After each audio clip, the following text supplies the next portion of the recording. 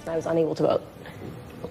NBC News has learned that the president has narrowed his Supreme Court search down to 3 contenders. What are you looking for in the next Supreme Court justice?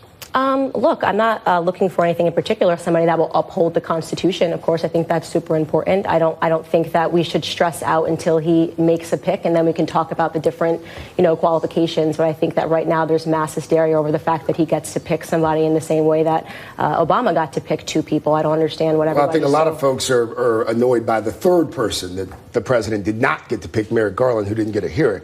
But going back, he did get 2 picks. Yeah, well, yes, okay, that's correct. Litmus test, Roe v. Wade. We were just talking about that a few minutes ago. Do you think there should be a litmus test with regards to Roe v. Wade? No, I think that even the fact that we are discussing Roe v. Wade is a typical leftist tactic to get people, it's fear mongering, to get everybody all upset and up in arms and think that something is going to be overturned so that they boycott. We shouldn't be talking about it whatsoever. We should be talking about the qualifications of the person that is going in. We shouldn't be having a conversation about Roe v. Wade. No, I think that the fact because it's settled law, or no, we should not be having a conversation about Roe v. Wade before the president makes a pick for SCOTUS. It's a way for the left to fear monger, which is what they always do. They want people to be scared as if somehow all of their rights are going to be violated because Donald Trump gets a Supreme Court pick, and that's just not true. But it's not just people on the left who are doing this fear mongering. There are people who are no.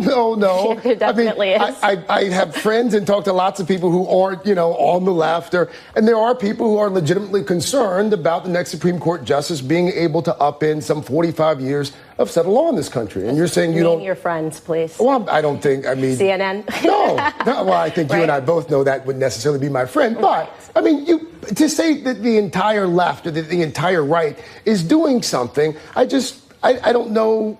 First of all, it can't be accurate. You know that's not accurate. It's that's 100% accurate. It's not hyperbole is what's going on right now. Hyperbole is this idea that every time Donald Trump does something, there's going to be an Armageddon. It's the reason why so many people on the left have grown apathetic toward the Democrats, because you guys, I don't mean to say you guys, I shouldn't, insinuate that you're a part of that. But because what we see in the leftist media so much is every single week you're outraged over something else. He gets a Supreme Court pick. You have to move on from that, let him pick somebody, and then we can start to talk about things. But this fear mongering has to stop completely. There has to be more rational dialogue and thought here. So there's been no fear-mongering on other sides of the political spectrum. If you have a point you'd like to make, no, I'm just saying the president from time to time. No, I do not recall while Obama was in office for 2 terms, every single day waking up thinking that the world was going to end, to answer your question. I vividly recall being at a number of town hall meetings after Obamacare had been launched, and people showing up with automatic weapons, people claiming that they wanted to take their country back. So to say that all of a sudden there's,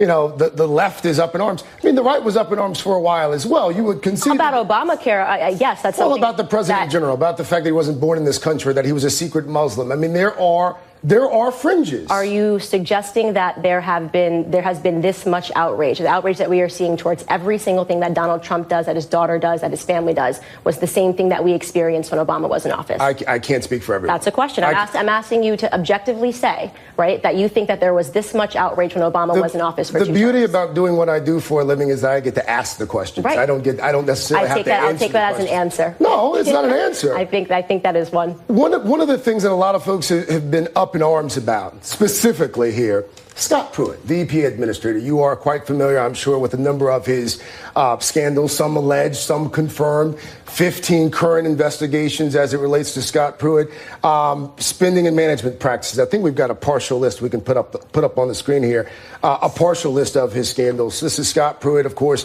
former attorney general there in Oklahoma.